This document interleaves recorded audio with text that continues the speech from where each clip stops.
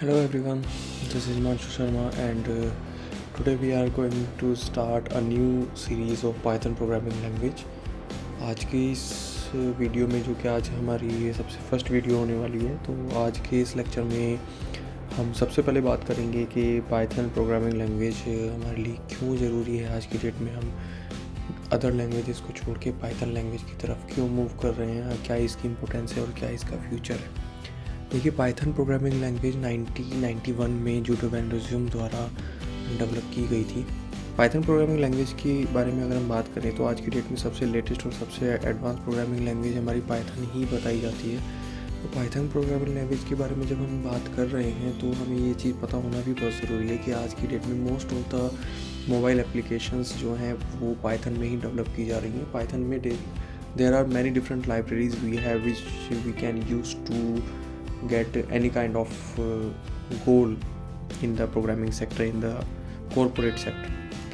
Python programming language का इस्तेमाल करके हम मोबाइल एप्लीकेशंस भी बना सकते हैं। इसी लैंग्वेज के अंदर हम सॉफ्टवेयर्स भी बना सकते हैं। इसी लैंग्वेज के अंदर हम वेब एप्लीकेशंस भी बना सकते हैं। There are many different libraries we have.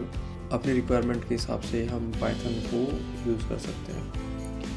तो बेसिकली अगर हम बात करें तो पाइथन प्रोग्रामिंग लैंग्वेज सीखने से पहले हमारे पास दो अलग अलग टर्म्स आ जाती हैं। एक हमारा होता है मशीन लर्निंग और दूसरा होता है हमारे पास आर्टिफिशियल इंटेलिजेंस। तो मशीन लर्निंग और आर्टिफिशियल इंटेलिजेंस के बारे में जब हम बात करते हैं तो हमें ये चीज़ बहुत अच्छे से क्लियर होना चाहिए कि अगर हमें मशीन लर्निंग या आर्टिफिशियल इंटेलिजेंस की साइड पे जाना है तो हमें पाइथन प्रोग्रामिंग लैंग्वेज को ही सीखना पड़ेगा सबसे पहले। तो पाइथन प्रोग्रामिंग ही हमारा बेस बन जाता है मशीन लर्निंग और आर्टिफिशियल इंटेलिजेंस के लिए। तो चलिए स्टार्ट करते हैं। सबसे पहले लेक्चर में हम लोग यहाँ पे बात करेंगे कि पाइथन प्रोग्रामिंग लैंग्वेज को हम अपने कंप्यूटर सिस्टम में या अपने लैपटॉप में किस तरह से डाउनलोड कर सकते हैं और किस तरह से उसको इंस्टॉल कर सकते हैं।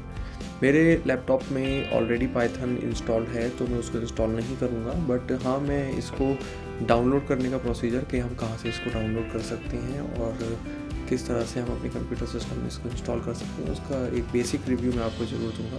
तो सबसे पहले हमें जाना होगा अपनी गूगल पे और गूगल पे हमें जाके नॉर्मली लिखना पड़ेगा पाइथन डाउनलोड। जैसे ही आप पाइथन डाउनलोड पे क्लिक करेंगे तो आपको पाइथन की ऑफिशियल वेबसाइट यहाँ पे मिल जाएगी www.python.org। आपको इस वेबसाइट के सबसे पहले लिंक जो आपको गूगल सर्च में दिखाई दिया है इसी लिंक पे आपको क्लिक करना है और जैसे ही आप क्लिक करेंगे तो पाइथन प्रोग्रामिंग लैंग्वेज के सॉफ्टवेयर को डाउनलोड करने के लिए आप पाइथन की ऑफिशियल वेबसाइट पे पहुंच जाएंगे। तो जैसे ही इस ऑफिशियल वेबसाइट पे आप लोग पहुंचते हैं तो हो सकता है कि आप लोग विंडोज़ यूज़र हों और हो सकता है आप लोग मैक यूज़र हों, तो दोनों में से कोई भी ऑपरेटिंग सिस्टम अगर आप लोग यूज़ कर रहे हैं तो जैसे ही आप इस ऑफिशियल वेबसाइट पे पहुंचेंगे तो ये बाय डिफ़ॉल्ट आपको वही सॉफ्टवेयर डाउनलोड करके देगा जिस ऑपरेटिंग सिस्टम को आप लोग यूज़ कर रहे होंगे। मतलब जैसे यहाँ पे आपको बटन दिखाई दे रहा है डाउनलोड पाइथन 3.12.2। आज की डेट में जो अगर हम इस सॉफ्टवेयर को डाउनलोड करते हैं तो लेटेस्ट वर्जन आज की डेट में 3.12.2 अवेलेबल होगा। Because I am the Mac user, तो मैक के लिए ये हमारा लेटेस्ट वर्जन है। अगर आप इसको अपने कंप्यूटर में डाउनलोड करते हैं और अगर आपका computer system Windows operating system में वर्क करता है तो मे भी पॉसिबिलिटी है वहाँ पे आपको डिफरेंट ऑपरेटिंग सिस्टम के हिसाब से डिफरेंट वर्जन या डिफरेंट डाउनलोड पाइथन के सॉफ्टवेयर वहाँ पे आपको डाउनलोड होकर मिले। बट आपको स्पेशली यहाँ पे मेंशन करने की ज़रूरत नहीं पड़ेगी बाय डिफ़ॉल्ट कि आप विंडोज़ सॉफ्टवेयर यूज़ कर रहे हैं या आप मैक ऑपरेटिंग सिस्टम यूज़ कर रहे हैं। जैसे ही आप डाउनलोड बटन पर क्लिक करेंगे तो ये सॉफ्टवेयर आपके कंप्यूटर सिस्टम में डाउनलोड हो जाएगा और आप इजीली उसको इंस्टॉल कर सकते हैं अपने कंप्यूटर सिस्टम में। तो जैसे ही आप अपने कंप्यूटर सिस्टम में इसको डाउनलोड कर लेंगे और आप इसको इंस्टॉल कर लेंगे तो उसके बाद आपके एप्लीकेशंस में आपके जो इंस्टॉल्ड सॉफ्टवेयर्स हैं उसी में आपको पाइथन का आइकन मिल जाएगा और उस आइकन पर डबल क्लिक करके आप उसको ओपन कर सकते हैं। जैसे ही आप उसको ओपन करेंगे ये स्टार्ट हो जाएगा। तो यहाँ से आप इसको डाउनलोड कर सकते हैं। इसके अलावा अगर हम बात करें तो पाइथन ऑफिशियल वेबसाइट पे हमें बहुत सारी अलग अलग चीज़ें मिल जाती हैं, जिसमें हमारे पास सबसे काम की जो चीज़ होती है वो ये हमारा यहाँ पे डॉक्यूमेंटेशन सेक्शन होता है।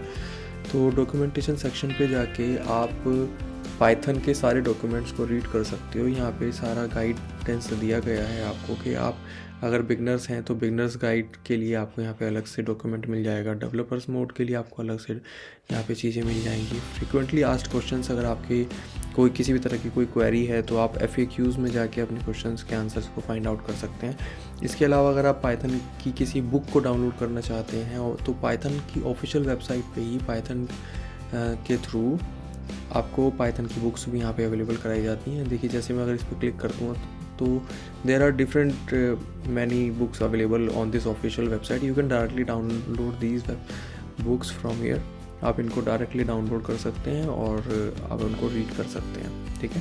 तो जो भी आपको बुक यहाँ से डाउनलोड करनी है तो पाइथन की ऑफिशियल वेबसाइट पे ही ये सारी बुक्स आपको फ्रीली अवेलेबल, आप यहाँ से इनको डाउनलोड कर सकते हैं। अदरवाइज़ अगर आप पाइथन के डॉक्यूमेंटेशन को रीड करना चाहते हैं तो पाइथन डॉक्स यहाँ पे आपको अवेलेबल हो जाएगा, आप इसको डाउनलोड कर सकते हैं और इसकी पूरी डॉक्यूमेंटेशन को आप रीड कर सकते हैं। इसी तरह से बिगनर्स के लिए भी यहाँ पे ऑप्शन दिए गए हैं। अगर आप पाइथन प्रोग्रामिंग लैंग्वेज में बिगनर्स हैं और आप चाहते हैं कि पाइथन की ऑफिशियल वेबसाइट यानी कि डायरेक्ट पाइथन ही आपको सिखाए कि पाइथन प्रोग्रामिंग लैंग्वेज को किस तरह से सीखा जाता है, पाइथन में किस तरह से कोडिंग की जाती है, तो आप ऑफिशियल वेबसाइट से ये सारे नोट्स यहाँ पे अवेलेबल हैं।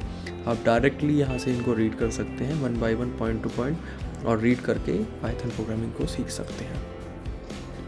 इसके अलावा अगर आप एडवांस डेवलपर हैं तो आप यहाँ पे एडवांस डेवलपमेंट कोड के लिए यहाँ पे डेवलपर्स गाइड यहाँ पे दिया गया है। क्विक रेफरेंस के अंदर आपको सारे फीचर्स, सारी फंक्शनैलिटीज़ मिल जाएंगी, किस तरह से पाइथन को यूज़ करना है डेवलपमेंट मोड के लिए, डेवलपर्स के लिए यहाँ पे स्पेशली यहाँ पे अलग से नोट्स बनाए गए हैं।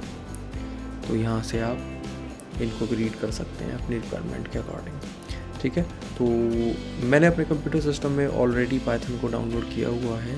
आपको मैं अगर दिखाना चाहूँ तो देखिए ये हमारा पाइथन ऑलरेडी यहाँ पे इंस्टॉल है। मैं जैसे ही इस पर डबल क्लिक करूँगा तो डबल क्लिक करते ही हमारे सबसे पहले ये स्क्रीन हमारे सामने ओपन होती है। ये हमारी जो स्क्रीन होती है ये हमारी फर्स्ट विंडो होती है। जब भी हम अपने पाइथन के आइकन पे डबल क्लिक करके उसको ओपन करते हैं तो ये स्क्रीन सबसे पहले हमारे सामने आ जाती है। इस स्क्रीन में खास बात सबसे पहले क्या होती है हमारे पास कि ये हमारी लाइन टू लाइन हमारे कोड को रन करने में हमारी हेल्प कर देती है। सपोज़ मान लीजिए पाइथन के अंदर हम कोई एक सिंगल लाइन ऑफ कोड हम रन करके देखना चाहते हैं तो हम यहाँ पे उस लाइन को लिख सकते हैं और लिखने के बाद हम उसको डायरेक्टली सिंगल लाइन को रन करके देख सकते हैं। सपोज़ मान लीजिए आने वाले टाइम में आप 1000 लाइन का कोड लिख के कोई एप्लीकेशन या कोई प्रोग्राम बना रहे हैं और उसमें किसी एक लाइन के ऊपर अगर आपको डाउट हो रहा है कि इस लाइन में हो सकता है कोई एरर है, तो आप उस लाइन को वहाँ से कॉपी पेस्ट करके इस विंडो के अंदर डायरेक्टली रन करके चेक कर सकते हैं कि क्या उस लाइन के अंदर कोई एरर है। फॉर एग्ज़ाम्पल अगर मैं बात करूँ, अगर मैंने यहाँ पे 5 लिखा और 5+2 इतना लिखने के बाद अगर मैं एंटर बटन पे क्लिक करूँगा तो नेक्स्ट लाइन में ही मुझे 7 आउटपुट यहाँ पे नज़र आ रहा है। इसका मतलब क्या है? इसका मतलब ये है कि जैसे ही हमने 5+2 लिख के एंटर बटन प्रेस किया तो उसने इस लाइन को एग्जीक्यूट कर दिया और इसका जो आउटपुट है वो हमारे स्क्रीन पे इसने हमें शो कर दिया। एक और बार हम लोग करके देख लेते हैं। जैसे मैंने यहाँ पे लिख दिया 2+3, एंटर बटन जैसे ही प्रेस करूँगा तो देखिए फिर से मेरा आउटपुट स्क्रीन पे रिजल्ट शो कर दिया गया है। तो इस तरह से हम क्या कर सकते हैं, अपने सिंगल लाइन ऑफ कोड को इस स्क्रीन पे रन करके हम देख सकते हैं। बट जब हम प्रोग्रामिंग के बारे में अगर बात करते हैं, अगर हम किसी एक प्रोजेक्ट के बारे में, किसी एक पूरे प्रोग्राम के बारे में, किसी एक सॉफ्टवेयर को बिल्ड करने के बारे में बात करते हैं तो कभी भी वो प्रोग्राम हमारा सिंगल लाइन में नहीं होता है, ठीक है। उसके लिए हमें नंबर ऑफ़ इंस्ट्रक्शंस लिखे जाते हैं। इंस्ट्रक्शंस को जैसे कि अगर हम हिंदी में बात करें तो इंस्ट्रक्शन को सिंपल हिंदी लैंग्वेज में हम लोग कहते हैं निर्देश, किसी चीज़ को निर्देश देना। तो निर्देश देने को हम लोग क्या बोलते हैं? इंस्ट्रक्शन बोलते हैं। तो इसी तरह से कलेक्शन ऑफ इंस्ट्रक्शन जो होते हैं वो हमारा बन जाता है एक प्रोग्राम। कलेक्शन ऑफ इंस्ट्रक्शन क्या होता है? वो हमारा प्रोग्राम बन जाता है। फॉर एग्जांपल अगर हम किसी एडिशन के सॉफ्टवेयर के बारे में बात करें और उसके अगर हम एल्गोरिदम लिखते हैं तो एल्गोरिदम में हम स्टेप 1 में लिखते हैं enter the value of A, और उसके बाद स्टेप 2 में हम लोग लिखेंगे enter the value of B. तो 2 वैल्यूज़ हमारे पास आ गई। उसके बाद हमें क्या करना होता है? नेक्स्ट स्टेप में इन दोनों वैल्यूज़ का एडिशन करना होता है। तो हम स्टेप 3 में क्या लिखने वाले हैं? स्टेप 3 में हम लोग लिखेंगे add both the values of a and b and store the result in the variable c। तो हमारी थर्ड इंस्ट्रक्शन में हमने दोनों वैल्यूज़ का एडिशन किया और उसको c नाम के एक वेरिएबल में हमने उसको स्टोर कर दिया। स्टेप 4 के अंदर हम लोग क्या लिखेंगे? स्टेप 4 के अंदर हम show the result to the client. हमने क्या किया, हमने क्लाइंट को रिज़ल्ट शो करा दिया। तो यानी कि एक एडिशन के प्रोग्राम को करने के लिए हमने 4 लाइन का कोड लिखा। अब एक प्रोग्राम बनाया जिसमें हमने एडिशन करना था, और एडिशन का एक प्रोग्राम बनाने के लिए हमें 4 लाइन ऑफ कोड यानी कि 4 इंस्ट्रक्शंस को लिखना पड़ा। तो कलेक्शन ऑफ इंस्ट्रक्शन हमारा क्या बन गया, प्रोग्राम बन गया। बिल्कुल सेम इसी तरह से जब कलेक्शन ऑफ प्रोग्राम्स हम बनाते हैं, देयर आर डिफरेंट प्रोग्राम्स। जब हम अलग अलग, जैसे हमने एडिशन का एक प्रोग्राम बनाया, इसी तरह से हम सब्ट्रैक्शन, मल्टीप्लिकेशन और डिवीज़न, अगर ये 4 प्रोग्राम्स को बनाते हैं तो 4 अलग अलग प्रोग्राम्स बनाए, और इन चारों प्रोग्राम्स के कलेक्शन को हम लोग यहाँ पे क्या बोलेंगे, सॉफ्टवेयर। तो कलेक्शन ऑफ इंस्ट्रक्शन क्या होता है, हमारा प्रोग्राम, और कलेक्शन ऑफ प्रोग्राम से हमारा क्या बन जाता है, एक पूरा कंप्लीट सॉफ्टवेयर बन जाता है। अभी इस एडिशन, सब्ट्रैक्शन, मल्टीप्लिकेशन, डिवीज़न, इन 4 प्रोग्राम्स को मिला के हमने जो सॉफ्टवेयर बनाया, अब इस सॉफ्टवेयर को हम एक नाम दे सकते हैं, दैट इज़ कैलकुलेटर। ठीक है, तो ये हमारा एक कैलकुलेटर बन गया जिसके अंदर हम एडिशन, सब्ट्रैक्शन, मल्टीप्लिकेशन और डिवीज़न, ये चारों टास्क कर सकते हैं और इनका रिजल्ट फाइंड आउट कर सकते हैं। तो इस तरह से हम लोगों को क्या करना होता है, हम लोगों को नंबर ऑफ़ इंस्ट्रक्शंस लिखने होते हैं, और इंस्ट्रक्शंस लिखने के लिए हमें नंबर ऑफ़ लाइंस लिखनी पड़ती हैं। तो जिस स्क्रीन के अंदर अभी हम बात कर रहे हैं, इस स्क्रीन में तो हम सिंगल लाइन को लिखते हैं, और सिंगल लाइन लिखने के बाद वो हमारी hand to hand next line में उसका आउटपुट जनरेट करके हमें दे देता है। बट इस सिंगल लाइन के कोड के अंदर हमारा पूरा प्रोग्राम या पूरा सॉफ्टवेयर तो नहीं बन सकता। उसके लिए हमें एक ऐसी प्रोग्रामिंग स्क्रीन की ज़रूरत पड़ती है जिसके अंदर हम नंबर ऑफ़ लाइंस को लिख सकें और उन लिखी हुई सारी लाइंस को एक साथ एक टाइम पे रन करा सकें। तो इस प्रॉब्लम के सॉल्यूशन के लिए हमें क्या करना होता है, हम जाते हैं डायरेक्ट फाइल मेन्यू पे, और यहाँ पे न्यू फाइल के ऊपर क्लिक करते हैं। जैसे ही न्यू फाइल के अंदर क्लिक करते हैं तो यहाँ पे ये हमारी स्क्रीन ओपन हो जाती है हमारे सामने। इसको हम बोलते हैं कोड विंडो। कोड विंडो की खास बात क्या होती है, इसके अंदर हम नंबर ऑफ़ लाइंस लिख सकते हैं और उन सारी लाइंस को एट वन टाइम, एक सिंगल टाइम पे उनको एक साथ रन कर सकते हैं। ठीक है, तो इन दोनों स्क्रीन के अंदर अगर हम डिफरेंस भी देखना चाहें, इनको अगर देख के हम पहचानना चाहेंगे तो हमें पता लगेगा कि ये जो स्क्रीन है हमारी, इस स्क्रीन के अंदर हमारे 3 एंगल ब्रैकेट्स यहाँ पे बने हुए आते हैं। ठीक है, तो 3 एंगल ब्रैकेट्स का मतलब ये है कि ये हमारी वो स्क्रीन है जिसके अंदर हम सिंगल लाइन के कोड को रन करके चेक कर सकते हैं। या इस स्क्रीन को अगर हम दूसरी लैंग्वेज में बात करें तो इस स्क्रीन को हम आउटपुट स्क्रीन भी कहते हैं। मतलब जब हमारे इस स्क्रीन के ऊपर, जिसके अंदर हमारा कोड लिखा जाने वाला है, जब हम कोडिंग स्क्रीन के अंदर नंबर ऑफ़ लाइंस को लिखेंगे और उस प्रोग्राम को, उस पूरे प्रोग्राम को एक साथ हम रन करके देखेंगे, तो वो हमारा आउटपुट स्क्रीन पे कहाँ नज़र आएगा, हमारा इस स्क्रीन पे उसकी आउटपुट नज़र आएगी। ठीक है, तो इस स्क्रीन के अंदर हमारी कोडिंग होने वाली है, मैंने आपको बता दिया। हम लोग क्या करने वाले हैं, हम प्रोग्रामिंग के अंदर फंक्शंस के बारे में डिस्कशन करेंगे। 1 by 1, line by line, point to point हम सारे फंक्शंस को डिस्कस करेंगे। सबसे पहला फंक्शन हमारे पाइथन प्रोग्रामिंग लैंग्वेज के अंदर जो आता है वो हमारा आता है प्रिंट फंक्शन। ठीक है, प्रिंट फंक्शन को लिखने का जो सिंटैक्स है हमारा, सबसे पहले मैं उसके बारे में आपको बता देता हूँ। हमारा प्रिंट फंक्शन इस तरह से लिखा जाता है, और जो भी फंक्शन हम पाइथन प्रोग्रामिंग लैंग्वेज में यूज़ करने वाले हैं उस फंक्शन का एक ओपनिंग एंड एक क्लोजिंग ब्रैकेट हमेशा रहने वाला है। तो जब भी हम किसी फंक्शन के बारे में बात करेंगे तो आपको ये हमेशा याद रखना है कि हर एक फंक्शन का क्या होता है, एक ओपनिंग ब्रैकेट होता है और एक क्लोजिंग ब्रैकेट होता है। ठीक है, अब ये जो हमारा प्रिंट फंक्शन है, इसका रोल क्या है, इसका काम क्या है हमारे पाइथन प्रोग्रामिंग लैंग्वेज के अंदर। पाइथन प्रोग्रामिंग लैंग्वेज के अंदर हमारे प्रिंट फंक्शन का काम होता है कि हम इसकी मदद से अपने किसी भी डेटा को, किसी भी इंफॉर्मेशन को हमारे आउटपुट स्क्रीन पे पहुंचा सकते हैं। इस बात का मतलब ये है, सपोज़ मान लीजिए मैंने अगर इसके अंदर यहाँ पे लिख दिया 2, और अब मैं अगर इस प्रोग्राम को रन करना चाहता हूँ तो हम क्या करेंगे, रन बटन पे क्लिक करेंगे। जैसे ही रन बटन पे क्लिक करेंगे तो हमारे सामने एक ऑप्शन आएगा यहाँ पे रन मॉड्यूल के नाम से। तो हम जैसे ही रन मॉड्यूल पे क्लिक करेंगे, ये हमसे यहाँ पे बोल रहा है कि आपने जो प्रोग्राम बनाया है आप उस फाइल को सेव कर दीजिए। हमने उस फाइल को सेव करना होगा सबसे पहले। अब हम यहाँ पे पाइथन क्लास 1 के नाम से इस प्रोग्राम को हम सेव कर देते हैं। सेव कर दिया हमने। जैसे ही हमने सेव बटन पे क्लिक किया तो देखिए हमारी आउटपुट स्क्रीन पे यहाँ पे आउटपुट क्या आ गई, हमारे यहाँ पे 2 लिखा हुआ आ गया। ठीक है, तो प्रिंट फंक्शन के अंदर अगर हमने ब्रैकेट में लिखा 2 तो हमारा क्या हुआ, हमारे आउटपुट स्क्रीन पे 2 लिखा हुआ आ गया। यानी कि प्रिंट फंक्शन क्या काम कर रहा है, प्रिंट फंक्शन हमारे किसी भी वैल्यू को, किसी भी इंफॉर्मेशन को आउटपुट स्क्रीन तक पहुँचाने का काम कर रहा है। अब अगर हम यहाँ पे जैसे 2 लिखा हुआ है, हमने यहाँ पे अगर सपोज मान लीजिए 1.3 लिख दिया, तो क्या 1.3 भी हमारा आउटपुट स्क्रीन पे जाएगा? तो इसको एक बार चेक कर लेते हैं। हमने फिर से रन मॉड्यूल किया, ये कह रहा है आपने प्रोग्राम को फिर से सेव करना पड़ेगा, बिकॉज हमने इस प्रोग्राम के अंदर कुछ चेंजेस किए हैं। वो चेंजेस जब तक हम सेव नहीं करेंगे तब तक हमारा आउटपुट अपडेट नहीं किया जाएगा। हमने इसको क्लिक किया, ओके, सेव कर दिया हमने। जैसे ही ओके किया तो देखिए 1.3 भी हमारा आउटपुट स्क्रीन पे आ गया, राइट।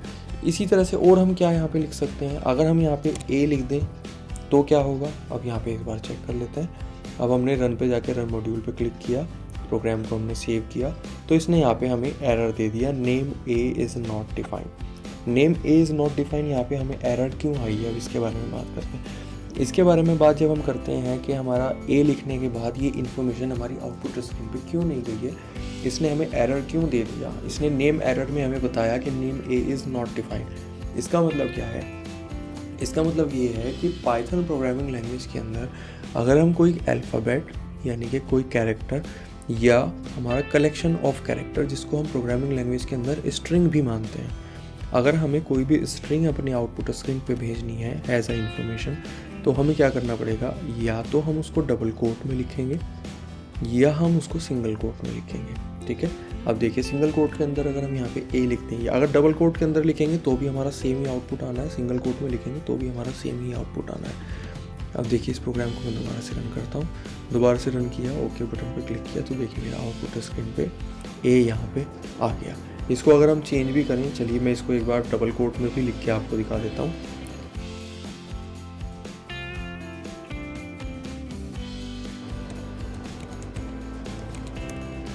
मैंने यहाँ पे मेरा शिक्षा सहायक, जो कि हमारे चैनल का नेम है, हमने वो लिखा, हमने इसको रन किया, तो देखिए हमारा आउटपुट स्क्रीन पे मेरा शिक्षा सहायक यहाँ पे लिखा हुआ आ गया, ठीक है।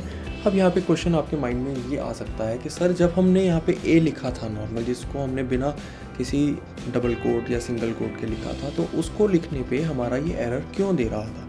देखिए प्रिंट फंक्शन जो है हमारा, प्रिंट फंक्शन का काम क्या होता है? प्रिंट फंक्शन का काम हमारे बेसिकली 2 होते हैं प्रोग्रामिंग लैंग्वेज के अंदर। 2 टास्क प्रिंट फंक्शन परफॉर्म कर सकता है। क्या? या तो किसी नॉर्मल इन्फॉर्मेशन को वो हमारे आउटपुट स्क्रीन पे पहुंचाने का काम कर सकता है, जैसे कि हमने 1 को आउटपुट स्क्रीन पे पहुंचाना है, हमने 2 को आउटपुट स्क्रीन पे पहुंचाना है, या किसी डेसिमल वैल्यू को आउटपुट स्क्रीन पे पहुंचाना है, या किसी स्ट्रिंग को, जो कि हमने अभी डबल कोट या सिंगल कोट के अंदर लिखा है, उसको आउटपुट स्क्रीन पे पहुंचाना है। तो प्रिंट फंक्शन में हम डायरेक्ट वो वैल्यू लिखेंगे। अगर वो हमारी न्यूमेरिकल वैल्यू है तो हम उसको डायरेक्ट लिख सकते हैं, अगर हमारी स्ट्रिंग वैल्यू है तो हम उसको डबल कोट या सिंगल कोट में लिखेंगे, और उसके बाद जब हम इस प्रोग्राम को रन करेंगे तो हमारा as it is output screen पे चली जाएगी। बट साथ ही प्रिंट फंक्शन का एक और काम है कि अगर हम अपनी प्रोग्रामिंग लैंग्वेज के अंदर किसी वेरिएबल को यूज़ करते हैं, वेरिएबल क्या होता है उसको हम अपनी आने वाली क्लासेस में बहुत अच्छे से, बहुत डीप लेवल पे इसको डिस्कस करेंगे, वेरिएबल्स क्या होते हैं और वेरिएबल्स कैसे बनाए जाते हैं, तो उसको भी हम लोग देखेंगे। वेरिएबल्स को भी प्रिंट फंक्शन हमारे आउटपुट स्क्रीन पे पहुंचा सकता है। मतलब वेरिएबल आपको इस तरह से समझ के चलिए कि variable is just like a container which is use to store the value, right. Variable एक कंटेनर की तरह होता है जिसके अंदर हम कोई भी वैल्यू को स्टोर कर सकते हैं, और उस कंटेनर का एक नाम रख दिया जाता है, और उस नाम की मदद से हम उस वेरिएबल की वैल्यू को स्टोर, यानी कि उस कंटेनर के अंदर जो वैल्यू स्टोर की गई है उसको हम आउटपुट स्क्रीन पे पहुंचा सकते हैं उस वेरिएबल के नाम की मदद से। तो अगर हम प्रिंट फंक्शन के अंदर ब्रैकेट में नॉर्मल ए लिख रहे हैं तो हमारी प्रोग्रामिंग लैंग्वेज ये समझ रही है कि ए नाम से कोई एक वेरिएबल बनाया गया होगा, उस वेरिएबल के अंदर, उस कंटेनर के अंदर किसी वैल्यू को स्टोर किया गया होगा, और उस वैल्यू को हम आउटपुट स्क्रीन पे पहुंचाने का काम कर रहे हैं। तो जब हमने नॉर्मली यहाँ पे ए लिखा तो इसने हमें ये error the, name A is not defined. यहाँ पे आपको शो भी हो रही है, ये इसने वैल्यू इसलिए दी है कि ए नाम से तो कोई वेरिएबल, कोई कंटेनर आपने अभी तक बनाया ही नहीं है, और जब तक ये कंटेनर बनाया ही नहीं है तो वो तो डिफाइन ही नहीं हुआ, वो तो फाइंड ही नहीं हो पा रहा है, इसलिए उसने इसको एरर के रूप में शो कर दिया था, ठीक है। तो आज की क्लास में हम लोगों ने क्या सीखा? हमने सीखा कि पाइथन को अपने कंप्यूटर सिस्टम में कैसे इंस्टॉल कर सकते हैं डाउनलोड करके ऑफिशियल वेबसाइट से। पाइथन वेबसाइट पे हमें और क्या डॉक्यूमेंटेशंस मिलते हैं, पाइथन हमें किस तरह से हेल्प करता है लैंग्वेज को सीखने में। अगर आप चाहें तो उसके डॉक्यूमेंट्स को पूरी तरह से रीड करके और पाइथन को डायरेक्टली उन डॉक्यूमेंट्स की मदद से भी पढ़ सकते हैं, सीख सकते हैं। और अदरवाइज़ हम लोग आपको रेगुलर बेसिस पे अपडेटेड वीडियोस प्रोवाइड कराएंगे। आप उन वीडियोस को देख के बहुत आसानी से, बहुत इजीली पाइथन प्रोग्रामिंग लैंग्वेज को सीखना शुरू कर सकते हैं। और हम इस प्रोग्रामिंग सीरीज़ को स्टार्टिंग से शुरू कर रहे हैं, यानी कि फ्रॉम द बिगनिंग, बिल्कुल ज़ीरो लेवल से हम इस सीरीज़ को शुरू कर रहे हैं। और इस सीरीज़ को हम एडवांस लेवल यानी कि मशीन लर्निंग और आर्टिफिशियल इंटेलिजेंस तक लेके जाएंगे। इसी सीरीज़ के अंदर हम डिफरेंट प्रोजेक्ट्स पे काम करेंगे। हम प्रोजेक्ट्स बनाएंगे, किस तरह के प्रोजेक्ट्स को हम लोग बना सकते हैं। उन प्रोजेक्ट्स की कोडिंग हम और आप मिलकर इसी सीरीज़ के अंदर डायरेक्ट करेंगे। सारी चीज़ों को हम प्रोफेशनल लेवल पे सीखेंगे। उसके बाद हम लोग बात करेंगे कि हम पाइथन को यूज़ करके मशीन लर्निंग और आर्टिफिशियल इंटेलिजेंस को किस तरह से अचीव कर सकते हैं। फिर हम बात करेंगे जब कॉलेजेस में हम लोग जाते हैं और वहाँ पे हमें प्रोग्रामिंग लैंग्वेज के ऊपर प्रोजेक्ट्स और असाइनमेंट्स बनाने होते हैं, तो किस तरह से हम प्रोजेक्ट्स को डिज़ाइन करते हैं, उसका फ्लो चार्ट क्या रहेगा, उसके एल्गोरिथम्स को किस तरह से बनाया जाता है और उसकी कोडिंग किस तरह से की जाती है, उसके बारे में हम लोग बात करेंगे। अपने पाइथन की इसी सीरीज़ के अंदर सारे प्रोजेक्ट्स को बिल्ड करना सीखेंगे, किस तरह से बड़े बड़े प्रोजेक्ट्स बनाए जाते हैं, वो सारी चीज़ें हम लोग इसमें देखेंगे। तो वो सारी अपडेट्स को पाने के लिए आपको सिर्फ़ और सिर्फ एक छोटा सा काम करना है कि इस चैनल को सब्सक्राइब करके रखना है। हम लोग जो वीडियोस आप लोगों के लिए बना रहे हैं, उन वीडियोस को लाइक करके अपने फ्रेंड्स के साथ, अपने ब्रदर्स सिस्टर्स के साथ शेयर करना है, ताकि उन लोगों को भी इसका बेनिफिट हो सके। चैनल को सब्सक्राइब करके रखना है और बेल आइकन को हिट करके रखना है, ताकि नेक्स्ट वीडियो लेक्चर जैसे ही हमारे चैनल पर अपलोड हो तो आप लोगों के पास इसकी इन्फॉर्मेशन पहुँच जाए। Thank you so much. Have a nice day.